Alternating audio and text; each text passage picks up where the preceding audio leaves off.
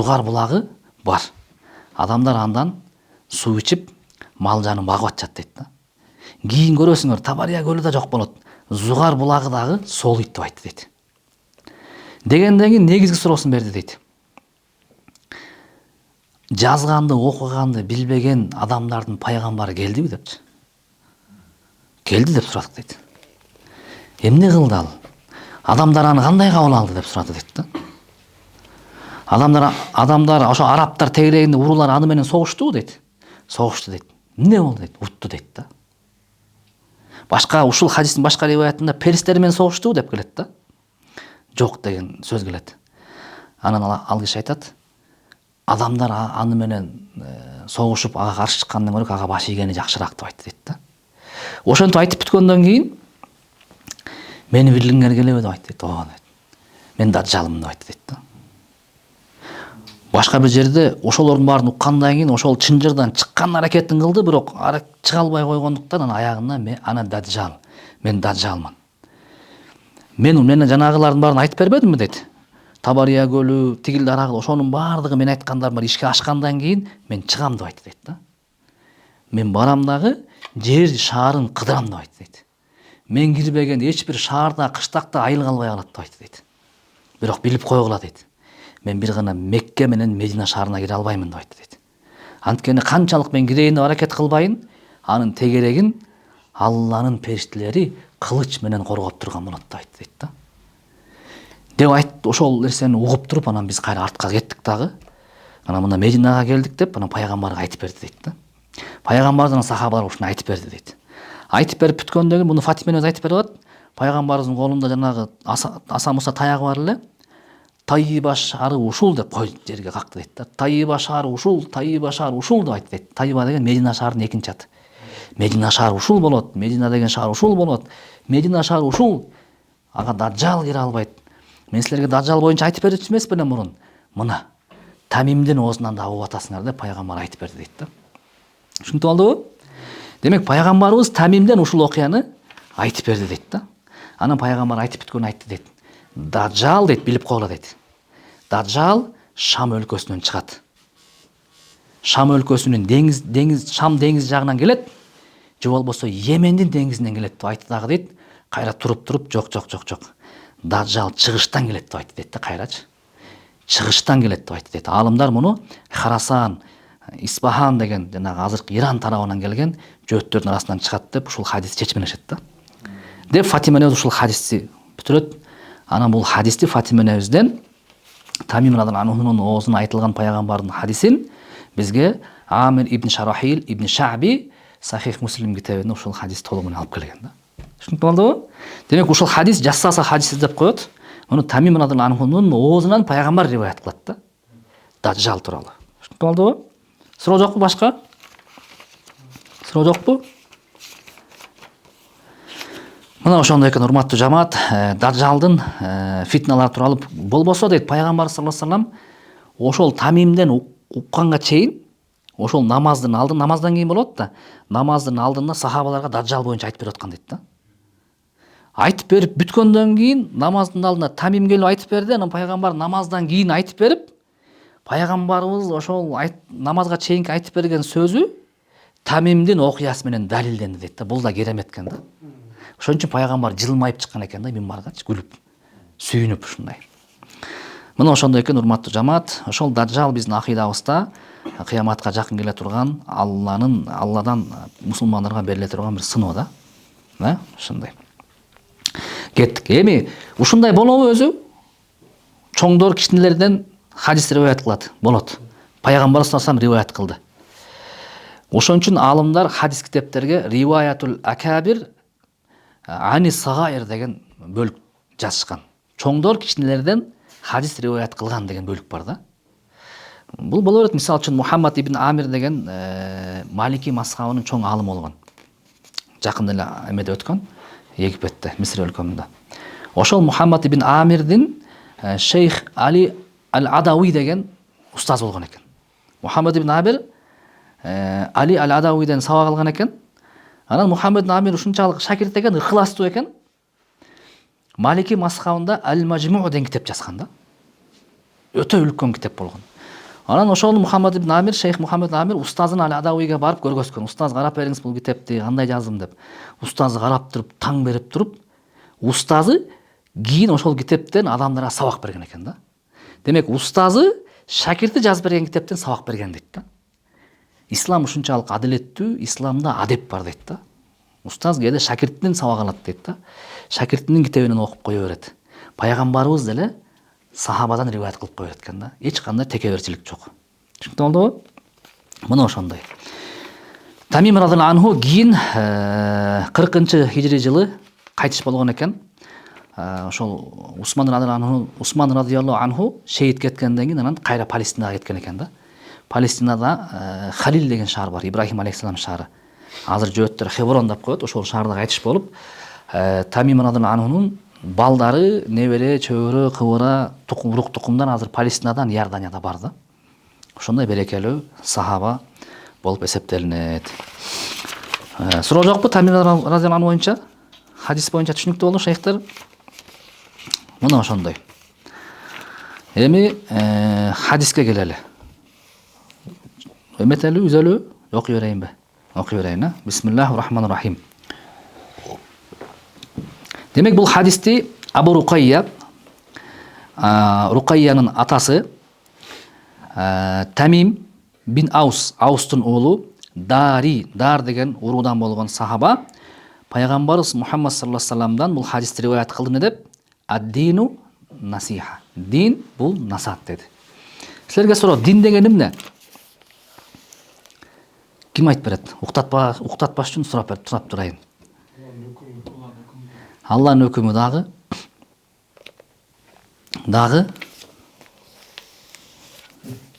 Алланын өкүмү дагы. Дин дегенди алымдар ушундай аныктама берет. Дин деген арабчасын айтпай кыргызчасын өтөйүн. Акыл эстүү адамдарды дейт. Акыл эстүү адамдарды. Акыл эстүү дегенде келесі олар чыгып кетти, жиндилер. Дин деген дейт, бияқта көрүңөрбү? Дин деген дейт. Дин деген эмне деп айтты? Дин деген акыл эстүү адамдарды. Ары бир сөз керек да. Акыл эстүү дегенде жиндилерге тиешеси жок дин. Адамдарды дегенде аялдарга да эркектерге тиешелүү. Акыл эстүү адамдарды биринчиси өз каалоо эрктери менен жакшылыкка багыттоочу Алла Тааланын жазган мыйзам эрежелерин топтому дейт. Мына Мухаммад Захид Каусари берген аныктама. Акыл эстүү адамдарды өз каалоо эрктери менен, дин эч кандай эме мажбурлабайт. Өзүң ыктыярың менен кылышың керек. Акыл эстүү адамдарды өз каалоо ыктыярлары менен жакшылыкка багыттоочу Алла Тааланын эмнелер экен? Мыйзамдарынын жыйнагы экен да. Мына ошону дин деп коет. Демек, дин, ад-дину насиха дегенде, дин бул насаат дейт пайгамбарыбыз. Дин түшүндүкпү? Насаат деген эмне? Насаат, насиха, насият кыргызча. Насаат деген араб тилден түзмө-түз которгондо таза, тунук, чын дил деп которулат да. А бирок колдонгондо көбүнчө аны бир адам экинчи адамга бир чын жүрөктөн жакшы нерсени кааласа, аны насаат деп коет. Билесиңерби? Эми карагыла, хадис туура түшүнүш керек. Дин бул насаат деди. Ким үчүн деп сурадык да сахабалар. Алла үчүн деди. Эмегер насаатты сен түшүнбөсөң, азыр түшүнө албайсың. Аллага мен насаат айтмак белем. Алла үчүн дедиби биринчисин? Аллага мен насаат айтамбы? Алла насаатка муктажбы? Жок. Демек, мунун мааниси дин насаат дегенде, телефон безип коюп коебуз, дин насаат дегенде бул Алла үчүн дегенде мааниси сенин Аллага болгон ишенимиң, Аллага болгон этикатың таза, чын ыхластан болсун деген сөз да. Сенден экинчи Алла тарапка. Түшүнүктүү болдубу? Алла тарапка эмне болуш керек экен? Таза, чын ыхлас менен болсун дейт. Бул биринчиси. Пайгамбарыбыз дин насаат дегенди чечмелеп берип атат. Кандай болуш керек десе, эң биринчиси акыйдаңды, этикатыңды түздө дейт. Алла Тааланын заты бар, сыпаты бар. Алланын затын биз жакшы билбейбиз. Алланын заты боюнча биз Алла жалгыз дейбиз. Болду. Лейса камисли шей, Аллага окшош эч нерсе жок дейбиз. Биз Алланы сыпаттары менен тааныйбыз. Ушундайбы? Сыпаттарда алымдар экиге эле бөлүп коет бүт. Сыпат менен тааныш үчүн экиге бөлүп коет. Аны акыйдада кененирээк окуш керек, бирок мында чекесин айта кетейин. Сыпаттарды таанууда эки эреже бар дейт алымдар. Биринчиси аарулоочу сыпаттар бар, экинчиси даңазалоочу сыпаттар бар дейт. Аарулоо деген эмне деген сөз? Тазалоо. Даңазалоо дегенчи? Улуктоо, көтөрүү. Демек сыпаттарды экиге бөлөт дагы.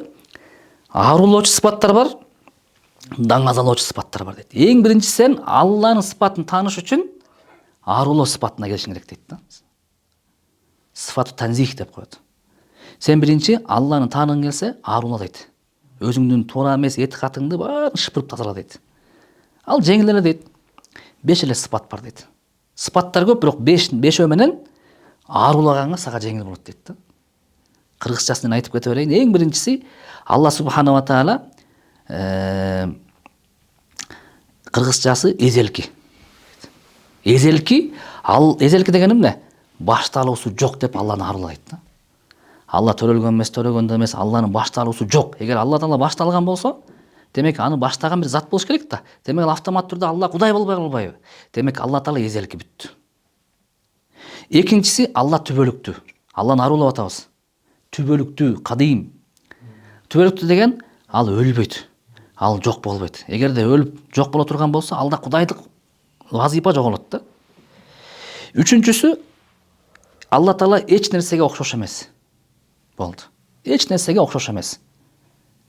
Өзүнүн махлуктарына окшош эмес Алла Таала. Төртүнчүсү Алла Таала өзүнөн өзү бар дейт. Ал дегенин мааниси Алла Тааланын жаратуучусу жок дейт. Өзү бар болду бүт. Эч ким жараткан эмес. Анан бешинчиси жападан жалгыз дейт, вахдания. Эч шериги жок. Жанында бирөө жок, баласы жок, жубайы жок, үй бүлөсү жок, жападан жалгыз дейт. Ушул бешөөнүн ар бирөөнү изилдеп окуш керек. Биз бияктан эжекелер менен окуп атабыз. Ар бирөөнүн майын чыгарып, ушул бешөөнү изилдеп, акыл менен далилдеп, ошону Куран хадис менен далилдеп, ошо менен Алланы аарулашың керек да. Деп ошол аарулаган ушул 5 сыпатын ааруладың да. Жакшы түшүндүңбү? Эми ошол хадистерди, аяттарды ушул негизинде түшүнөсүң да. Эгер ушул 5 нерсени жакшы түшүнбөсөң, сен жүрө бересиң да Алланын баланча мүчөсү бар турбайбы, Алла тиякта турбайбы, биякта турбайбы, Алла мындай турбайбы деп бүт баардык сен аят хадистердин баардыгы башаламан болот да. Анткени сен Алланы туура негизде аарулаган эмессиң. Эми Алланы аарулап алдыңбы? Эми ушул аарулаган негизинде Алланы даңазалашың керек, улукташың керек. Кантип улуктайсың? Ал боюнча 8 сыпат менен дейт алымдар. Сыпаттар көп, ошо 8-ди тандап беришет да. Алла тирүү деп айт дейт. Аль-хайюл кайюм. Тирүү дегендин мааниси биздикиндей тирүүлүк эмес Аллада. Анткени Алланы мен туура аарулагам да. Эч кимге окшош эмес да. Алла бар. Алла субханала ва таала мисалы үчүн каалоочу, баардыгын каалайт. Каалоочу дегенде Алланы эч ким мажбурлабайт деген түшүнүк келип чыкты да. Түшүнүктүү болдубу? Алла субханала ва таала кудуреттүү. Кудуреттүү дегенде Алла Таала бир нерсени кыла албай калбайт да. Баардыгын кыла алат. Алланы даңазалап атабыз да. Алла субханала ва таала илими чексиз. Чексиз дегенде биздин дуаларыбызды, биздин амалдарыбызды билбей калбайт. Бүт баарын билет. Биз аяка барабыз, эмне кылабыз, өлгөндөн кийин аяка киребиз, кайсыл жакта болобуз, анын баардыгын Алла билет болду. Илими чексиз Алла Тааланыкы. Түшүнүктүү болдубу? Ошондой эле Алла Таала сүйлөөчү, мутакаллим. Алла сүйлөйт, тамгалар менен сүйлөбөйт, тыбыштар менен сүйлөбөйт, аба менен сүйлөбөйт. Алланын сүйлөөсү башкача. Алла субхана таала угуучу, кулакка муктаж эмес. Алла көрүүчү, көзгө муктаж эмес. Алла болдуруучу, кун фаякун, каалаганын кыла турган зат. Деп мен кыска ушундай тегерегинде айталы, этикатыңды Алланын алдына түздөп ал дейт. Ошол Аллага болгон насаатың дейт да. Түшүнүктүү болдубу? Эми ушул этикатыңды түздөп алгандан кийин алымдар айтат да, ооба, этикат акыйда Аллага түз болду. Эми ушунун негизинде сен Алла менен өзүңдүн ортоңдогу мамилени оңдо дейт да. Имам Шафи айтат да, Адамдарга жагынганды эмне кыласың дейт. Адамдарга жакканды эмне кыласың? Адамдар баары сага ыраазы болбойт дейт да. Сен андан көрөк дейт, ошол аракетиңди Аллага жумша. Аллага жагынган аракетиң дейт. Аллага жаксаң, башка нерсенин баардыгы чекесинен эле эмне өз ордуна келет дейт да. Ошон үчүн Аллага жагынгандын аракетин кылыш керек. Ошонун негизинде, туура акыйданын негизинде тасаввуф ихсанды түзүш керек деген сөз кетип атты бул жакта. Ошон үчүн бир оолуя кишилердин бирөөсү айткан экен да, мен Аллага колдон келген эшик менен кирип жакындаган аракетин кылдым дейт да. Метафора менен сүйлөп атты. Колдон келген эшик деген сөз, колдон келген жакшы иштер менен Аллага жакындаган аракетин кылдым дейт. Бирок кайсыл эшикке кирбейин дейт. Пробка дейт да. Адамдар көп дейт. Садака жак менен кирсемдер адамды садака кылып атышат. Тахажжуд менен кирсемдер элдер тахажжуд окуп атышат. Мечитке жамаат менен барсамдыр элдин баары ошакта дейт. Мындай барлык жакта пробкалар көп дейт да. Бирок мен бир эшикти таптым дейт. Пробка жок экен дейт да. Адамдар өтө аз экен дейт. Пробка дегендин мааниси жетиш кишине алысыраак болот да. Аллага бат жетип баруум керек болот дейт. Түшүнүп атабы? Кайсыл эшикти таптым десе дейт. Кор болуп, байкуш болуп, өзүңдү 100% Кудайдын алдында кул деген сезим аркылуу кирип бардым дейт да. Менин эч кандай Алланын алдында бир дагы бир пайдам жок. Бардык абалымда мен Аллага муктажмын. Мен Аллахтын алдында кулмун деген этикат менен кирип бардым дейт. Ушул жак менен кирип барсам адамдар аз экен дейт да. Ошол аркылуу мен Алланы таптым деген экен дейт да. Түшүнүп атабы? Ошон үчүн алымдардын көбү сен Аллага тез жакындаган келеби өзүңдүн кулдук вазипаңды эсте дейт да. Кулдук муктаждык вазипаңды Алланын алдында көргөз дейт.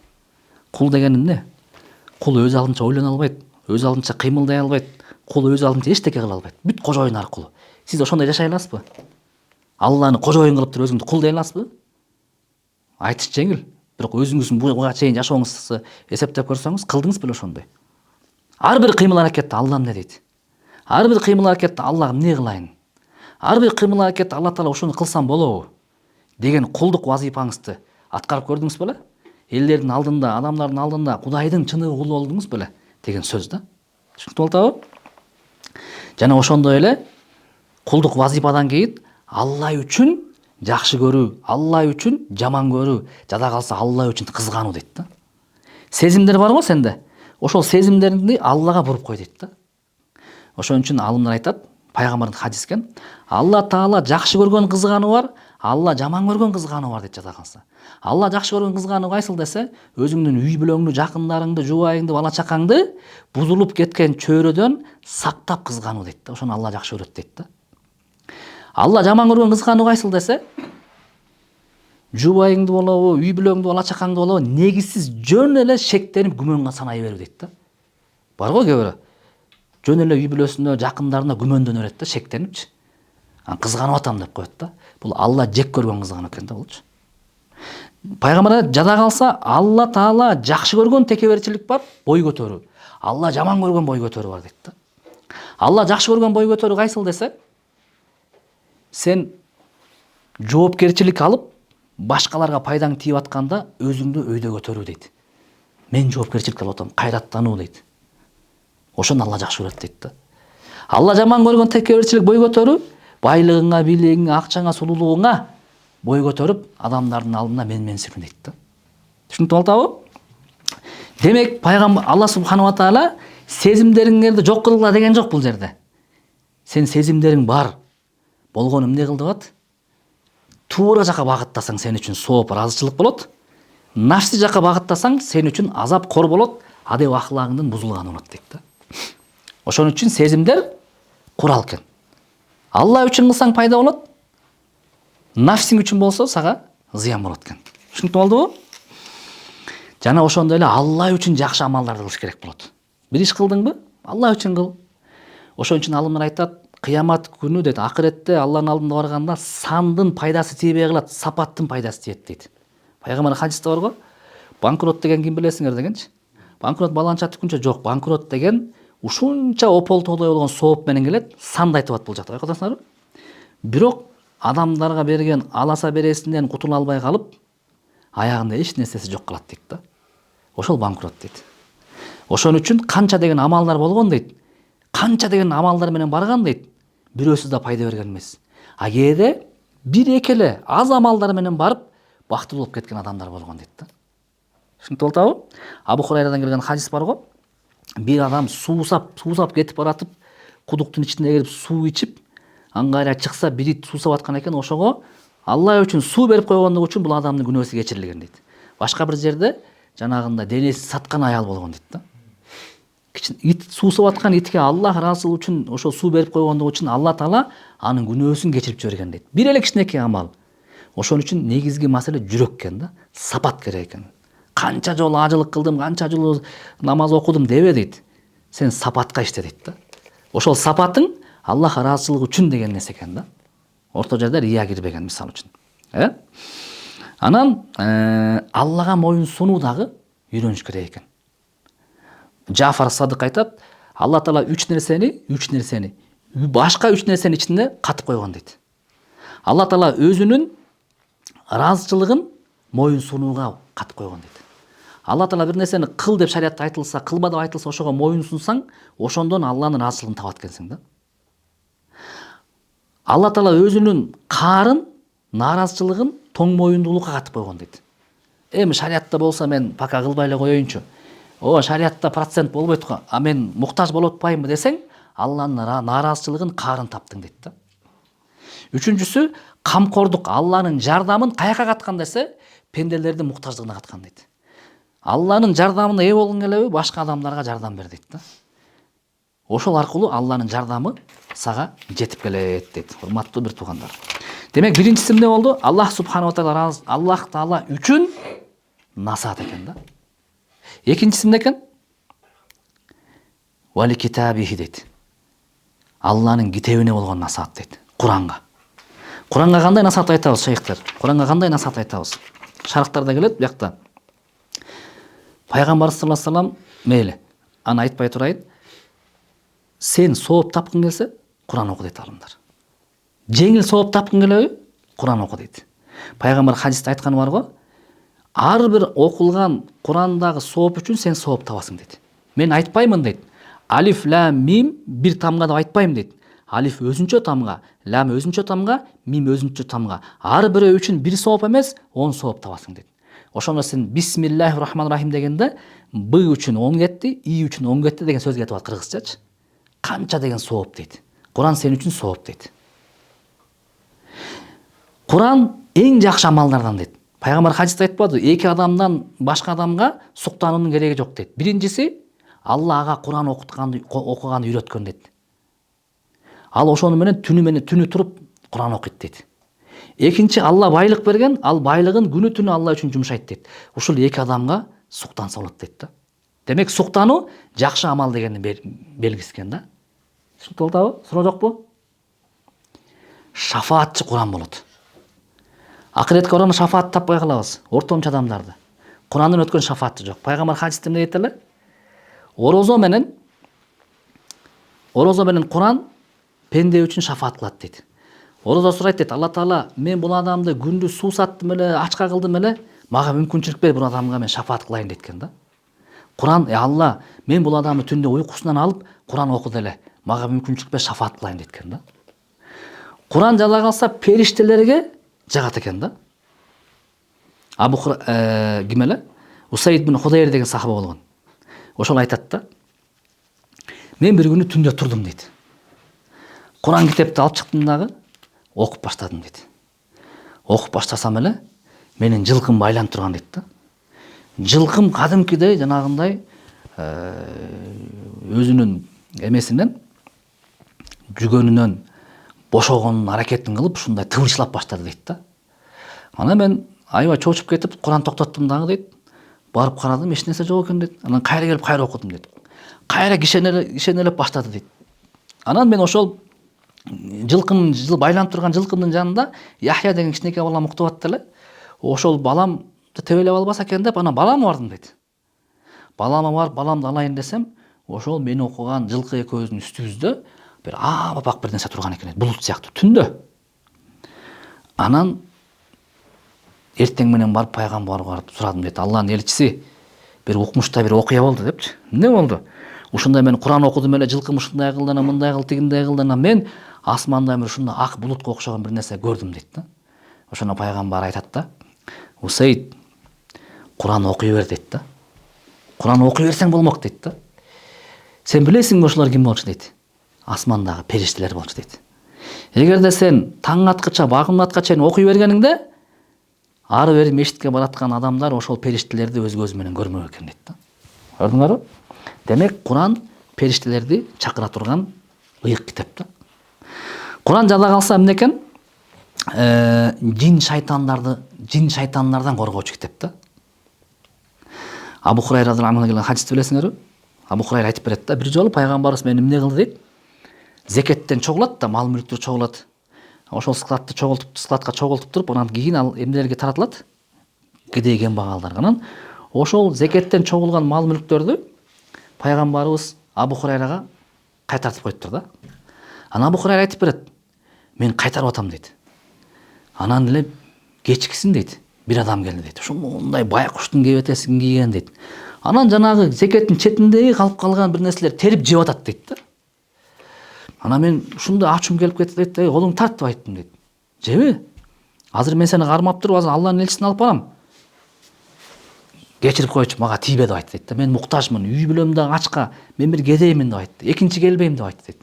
Экинчи келбесең анда кет жогол дейт да. Анан пайгамбарга жолуктум дейт эртеси күнү. Пайгамбар айтты дейт, Абу Хурайра, кечээки сенин туткунуң каякта? Туткунуң эмне болду? Кармап алган кишиң гана дейт да. Пайгамбар билип коюптур аны, карагыла. Анан Алланын элчиси кайсы туткун, эмне болгон дейт. Кече сага келбедиби дейт да. Дейт. Аны мен кармайын десем байкуш ал кедей неме экен, байкуш неме экен, кое бербейдим дейт. Абу Хурайра, абайла дейт, бүгүн да келет сага дейт. Анан мен күттүм дейт, пайгамбардан угуп дейт. Келди кайра дейт да. Кайра келип жанагы амалын кылып баштады эле дейт. Мен кайра жанагындай коркутуп баштадым дейт. Акмак, ал колуңду.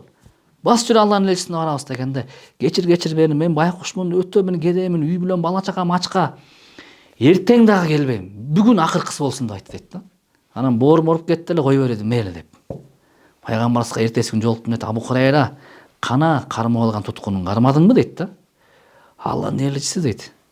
Чок дейт, ал байкушту кой бердим дейт. Ал салга жалган сүйлөптү, дагы келет дейт да. Эртеси күнү дагы келди дейт да. Болду, мында кой бербейм деп айттым дейт. Анан жеп баштады эле, мен айттым дейт. Тарт колуңду, баспай Алланын элчисине барабыз, сен вообще жалганчы турбайсыңбы, келбейм дедиң, үчүнчү жолу келип атасың дегенде, мага тийбесең, мен сага бир сонун бир нерсе айтып берем дейт да. Эмне айтып бересиң дейт. Эгерде дейт, жатаарда дейт, Бакара сүрөсүнөн дейт, Аятул Курсини окуп жатсаң дейт, Алланын каалоосу менен сага шайтан дагы, жин дагы эч бир зыян келбейт. Ушуну кылып жүрсөң, мен сага убада берем, Аллахтын каалоосу менен сага зыян келбейт. Эми мени кой берчи дегенде мен кой бердим дейт да. Анан пайгамбар саллаллаху алейхи сурады, Абу Хурайра, кечээки туткунуң эмне болду дегенде, Алланын элчиси сонун нерсе айтты, мен кой бердим аны дейт да. Эмне айтты дегенде, кимде ким жатаарда Бакара сүрөсүнөн Аятул Курсини окуп жаткан болсо, ал адам ойгонгонго чейин жин дагы, шайтан дагы, сыйкыр дагы, көз тиүү дагы эч нерсе тийбейт экен деген сөздү айтканда мен сүйүнүп аны кой бердим дейт да. Ошону пайгамбар саллаллаху алейхи вассалам, Абу Хурайра, ал жалган сүйлөсө дагы ушунусун да чын айтыптыр дейт да. Чын ушундай дейт да. Бирок сен билесиң бул ким дейт. Жок десе, ал иблис болчу дейт да. Иблис келип сага ушул нерсени айтып берген экен дейт. Карагыла. Ошон үчүн Курандагы дуалар, сүрөлөр, Аятул Курси, Бакара сүрөнүн бардыгы жин шайтандан коргоочу дагы бизге калкан болуп берет, урматтуу бир туугандар. Жакында мына Рамазан айы келатат. Рамазан айы. Алымдар айтат да, Куранга бир аз кызыктырма.